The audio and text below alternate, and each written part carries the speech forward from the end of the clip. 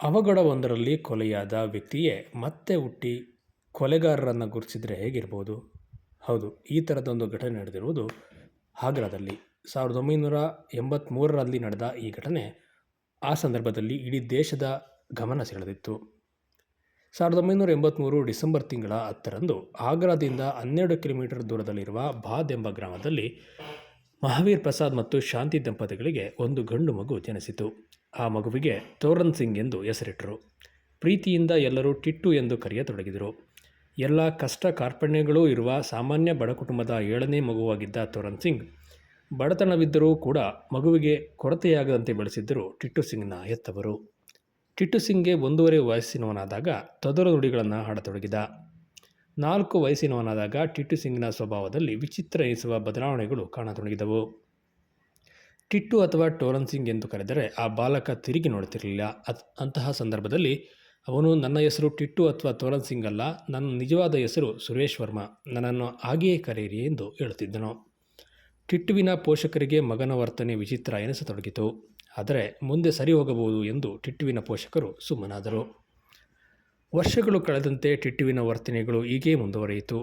ಟಿಟ್ಟು ಸಿಂಗ್ ತನ್ನ ಹೆತ್ತವರಿಗೆ ಒಂದು ದಿನ, ನೀವು ನನ್ನ ತಂದೆ ತಾಯಿಯಲ್ಲ, ನನ್ನ ಮನೆಯೂ ಇದಲ್ಲ, ನನ್ನ ಮನೆ ಆಗ್ರಾದಲ್ಲಿದೆ, ಅಲ್ಲೇ ನನ್ನ ದೊಡ್ಡ ಬಂಗಲೆ ಇದೆ, ಅಲ್ಲಿ ನನ್ನ ತಂದೆ ತಾಯಿ, ಸಹೋದರ, ಪತ್ನಿ ಮತ್ತು 2 ಮಕ್ಕಳು ಇದ್ದಾರೆ ಎಂದನು. ಟಿಟ್ಟುವಿನ ವಿಚಿತ್ರ ಮಾತುಗಳು ಆತನ ಪೋಷಕರಲ್ಲಿ ಕಳವಳಕ್ಕೆ ಕಾರಣವಾಯಿತು. ಆಗ್ರಕ್ಕೆ ಟಿಟ್ಟುವಿನ ತಂದೆ ಬೇರೆ ಕೆಲಸಗಳಿಗಾಗಿ ಹೋಗುವ ಸಂದರ್ಭದಲ್ಲಿ ನಾನು ಜೊತೆಗೆ ಬರುತ್ತೇನೆ ಎಂದು ಟಿಟ್ಟು ಸಿಂಗ್ ಹಠ ಹಿಡಿಯುತ್ತಿದ್ದ. ಆಗ್ರಾದಲ್ಲಿ ಸುರೇಶ್ ರೇಡಿಯೋಸ್ ಎಂಬ ನನ್ನ ಹೆಸರಿನ ಸ್ವಂತ ರೇಡಿಯೋ ಅಂಗಡಿ ಇದೆ, ನಾನು ಅಲ್ಲಿಗೆ ಹೋಗಬೇಕು ಎಂದು ಟಿಟ್ಟು ಹೇಳುತ್ತಿದ್ದ. ಇದಕ್ಕೆ ಟಿಟ್ಟುವಿನ ತಂದೆ ತಾಯಿ ಪ್ರಾರಂಭದಲ್ಲಿ ತಲೆ ಕೆಡಿಸಿಕೊಳ್ಳಲಿಲ್ಲ. ಆದರೆ ಟಿಟ್ಟುವಿನ ಸಹೋದರ ಆಗ್ರಾಕ್ಕೆ ಹೋದ ಸಂದರ್ಭದಲ್ಲಿ ಟಿಟ್ಟು ಹೇಳುತ್ತಿರುವುದರಲ್ಲಿ ಏನಾದರೂ ಸತ್ಯಾಂಶ ಇರಬಹುದೇ, ಸುರೇಶ್ ರೇಡಿಯೋಸ್ ಎಂಬ ಹೆಸರಿನಲ್ಲಿ ಅಂಗಡಿ ಇದೆಯೇ ಎಂಬುದನ್ನು ತಿಳಿದುಕೊಳ್ಳಬೇಕೆಂದು ತೀರ್ಮಾನಿಸಿದನು. ಹಾಗೆ ಹುಡುಕುತ್ತಾ ಹೋದಾಗ ಸುರೇಶ್ ರೇಡಿಯೋಸ್ ಎಂಬ ರೇಡಿಯೋ ಮಾರಾಟದ ಅಂಗಡಿ ಆಗ್ರಾದಲ್ಲಿ ಕಂಡಿತು. ಹೌದು, ಆಶ್ಚರ್ಯದಿಂದಲೇ ಆ ಅಂಗಡಿಯ ಒಳಹೊಕ್ಕು ಟಿಟ್ಟುವಿನ ಸಹೋದರ ಅಂಗಡಿಯಲ್ಲಿದ್ದ ಮಹಿಳೆಯೊಬ್ಬರ ಬಳಿ ಕೆಲ ವಿಚಾರಗಳನ್ನು ಕೇಳಿ ತಿಳಿದುಕೊಂಡನು. ಆ ಮಹಿಳೆಯ ಬಳಿ ಮಾತನಾಡಿ ವಿವರಗಳನ್ನು ಪಡೆದುಕೊಂಡಾಗ ಅಚ್ಚರಿ ಕಾದಿತ್ತು. ಆ ಮಹಿಳೆ ಈ ರೇಡಿಯೋ ಮಾರಾಟದ ಅಂಗಡಿಯ ಮಾಲೀಕ ಸುರೇಶ್ ವರ್ಮಾ. ಅವರು 5 ವರ್ಷದ ಹಿಂದೆ 1983ರಲ್ಲಿ ಅಸಹಜವಾಗಿ ಮೃತಪಟ್ಟರು. ನಾನು ಅವರ ಪತ್ನಿ ಉಮಾ ಎಂದರು. ಆ ಮಹಿಳೆ ಕೊಟ್ಟ ವಿವರಗಳಿಗೂ ಟಿಟ್ಟು ಸಿಂಗ್ ಹೇಳಿದ ವಿವರಗಳಿಗೂ ಸಾಮ್ಯತೆ ಇತ್ತು. ಟಿಟ್ಟುವಿನ ಸಹೋದರ ಆ ಮಹಿಳೆಗೆ ಟಿಟ್ಟುವಿನ ಬಗ್ಗೆ ತಿಳಿಸಿ 5 ವರ್ಷದ ಹಿಂದೆ ಮೃತಪಟ್ಟಿದ್ದ ಸುರೇಶ್ ವರ್ಮಾ ಅವರ ಎಲ್ಲ ವಿವರಗಳನ್ನು ಟಿಟ್ಟು ಹೇಳಿದ್ದಾನೆ ಎಂದಾಗ ಆ ಮಹಿಳೆಗೆ ನಂಬಲಾಗಲಿಲ್ಲ. ಆ ಮಹಿಳೆ ಹಾಗೂ ಸುರೇಶ್ ವರ್ಮಾ ಅವರ ತಂದೆ ತಾಯಿ, ಸಹೋದರ ಟಿಟ್ಟು ಸಿಂಗ್ನನ್ನು ಭೇಟಿಯಾಗಲು ನಿರ್ಧರಿಸಿದರು.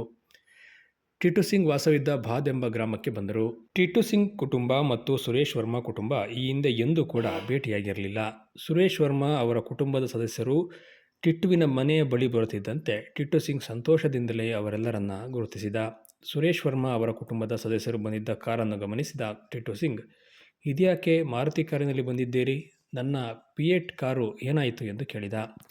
5 ವರ್ಷದ ಹಿಂದೆ ಸುರೇಶ್ ವರ್ಮಾ ಮೃತಪಟ್ಟಾಗ ಪಿಯೇಟ್ ಕಾರನ್ನು ಮಾರಾಟ ಮಾಡಲಾಗಿತ್ತು.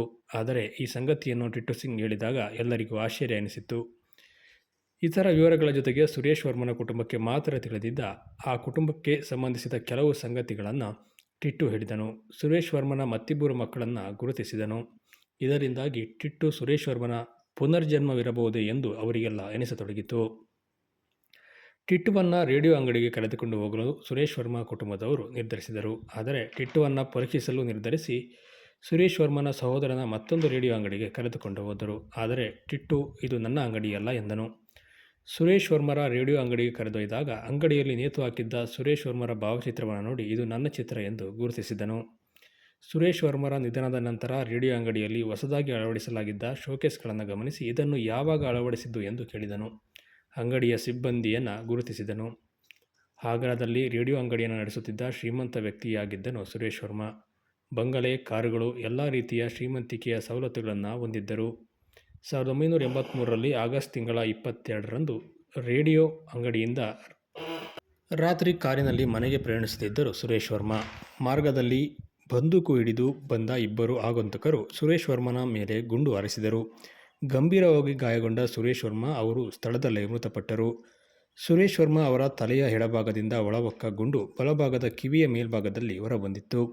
ಇಲ್ಲಿ ಅಚ್ಚರಿ ಎನಿಸುವುದು ಸುರೇಶ್ ವರ್ಮನ ಬದುಕಿನ ವಿವರಗಳನ್ನು ಹೇಳುವ 5 ವರ್ಷದ ಬಾಲಕ ಟಿಟ್ಟುವಿನ ತಲೆಯಲ್ಲಿ ಸುರೇಶ್ ವರ್ಮನ ತಲೆಗೆ ಗುಂಡು ತಾಗಿ ಗಾಯವಾಗಿದ್ದ ಜಾಗದಲ್ಲೇ ಬಲಕಿವಿಯ ಸಮೀಪ ಗುರುತೊಂದು ಹುಟ್ಟಿನಿಂದಲೇ ಇತ್ತು. 5 ವರ್ಷದ ಹಿಂದೆ ಸುರೇಶ್ ವರ್ಮ ಕೊಲೆಯಾದರೂ ಕೊಲೆಗಾರರನ್ನು ಕಂಡುಹಿಡಿಯಲು ಪೊಲೀಸರಿಗೆ ಸಾಧ್ಯವಾಗಿರಲಿಲ್ಲ. ಟಿಟ್ಟು ಸುರೇಶ್ ವರ್ಮರ ಪುನರ್ಜನ್ಮವೇ ಆಗಿದ್ದರೆ ಸುರೇಶ್ ವರ್ಮನನ್ನು ಕೊಲೆ ಮಾಡಿದವರ ವಿವರಗಳು ನೆನಪಿರಬಹುದು ಎಂದು ಸುರೇಶ್ ವರ್ಮನ ಕುಟುಂಬದ ಸದಸ್ಯರು ಆ ಬಗ್ಗೆ ಬಾಲಕ ಟಿಟ್ಟು ಬಳಿ ಪ್ರಶ್ನಿಸಿದಾಗ ಎಲ್ಲರಿಗೂ ಅಚ್ಚರಿ ಎನಿಸುವಂತೆ ಕೊಲೆಗಾರನ ಹೆಸರನ್ನು ಆ ಬಾಲಕ ಹೇಳಿದ್ದ. ಆಗ್ರಾದಲ್ಲಿ ಉದ್ಯಮಿಯಾಗಿದ್ದ ಸಡಿಕ್ ಜೊಹಾಡಿಯನ್ ನನ್ನ ಕಳೆದ ಜನ್ಮದ ಮರಣಕ್ಕೆ ಕಾರಣ ಎಂದು ಟಿಟ್ಟು ಹೇಳಿದ್ದ. ಈ ಪ್ರಕರಣ ಅಂದಿನ ಮಾಧ್ಯಮಗಳಲ್ಲಿ ಪ್ರಸಾರವಾಗಿ ಚರ್ಚೆಗೆ ಕಾರಣವಾಯಿತು. ಪೊಲೀಸರು ಕೂಡ ಈ ನಿಟ್ಟಿನಲ್ಲಿ ಮತ್ತೆ ತನಿಖೆ ಆರಂಭಿಸಿ ಉದ್ಯಮಿಯನ್ನು ವಿಚಾರಣೆಗೆ ಒಳಪಡಿಸಿದಾಗ ಕೊಲೆ ಮಾಡಿದ್ದನ್ನು ಒಪ್ಪಿಕೊಂಡನು. ಅದ್ಭುತ ಹಾಗೂ ಅಚ್ಚರಿಗೆ ಕಾರಣವಾಗುವ ಟಿಟ್ಟು ಸಿಂಗ್ ಪ್ರಕರಣವನ್ನು ಹಲವಾರು ಸಂಶೋಧಕರು, ಮನೋಶಾಸ್ತ್ರಜ್ಞರು ಸಂಶೋಧನೆ ನಡೆಸಿದ್ದಾರೆ. ಅವರೆಲ್ಲರೂ ಕೂಡ ಅಸಹಜ ಎನಿಸುವ ಟಿಟ್ಟುವಿನ ವರ್ತನೆಯ ಹಿಂದಿನ ಕಾರಣದ ಬಗ್ಗೆ ತಮ್ಮದೇ ಆದ ವಿವರಣೆಗಳನ್ನು ನೀಡಿದ್ದಾರೆ. ಅದರಂತೆಯೇ ಸುರೇಶ್ ವರ್ಮನ ಸಹೋದರರೊಬ್ಬರು ಇದೊಂದು ಕಟ್ಟುಕತೆ, ಸುರೇಶ್ ವರ್ಮನ ಸಾವು ಉದ್ಯಮದ ಕುರಿತು ಎಲ್ಲರಿಗೂ ತಿಳಿದಿತ್ತು, ಟಿಟ್ಟುವಿಗೂ ಇದನ್ನೆಲ್ಲ ಹೇಳಲು ಕಲಿಸಲಾಗಿಲ್ಲ ಎಂದು ಹೇಗೆ ಗೊತ್ತು? ಇದು ಸುರೇಶ್ ವರ್ಮನ ಮರುಜನ್ಮ ಎಂದು ನನಗೆ ಅನಿಸುವುದಿಲ್ಲ ಎಂದು ಅಭಿಪ್ರಾಯಿಸಿದ್ದಾರೆ. ಟಿಟ್ಟು ಪ್ರಸ್ತುತ ಯೋಗ ಮತ್ತು ಪ್ರಕೃತಿ ಚಿಕಿತ್ಸೆಯಲ್ಲಿ ಸ್ನಾತಕೋತ್ತರ ಪದವಿಯನ್ನು ಮಾಡಿ 2012ರಿಂದ ಉತ್ತರ ಪ್ರದೇಶದ ವಾರಾಣಸಿಯಲ್ಲಿರುವ ಬನಾರಸ್ ಹಿಂದೂ ವಿಶ್ವವಿದ್ಯಾಲಯದಲ್ಲಿ ಸಹಾಯಕ ಪ್ರಾಧ್ಯಾಪಕರಾಗಿ ಕಾರ್ಯನಿರ್ವಹಿಸುತ್ತಿದ್ದಾರೆ.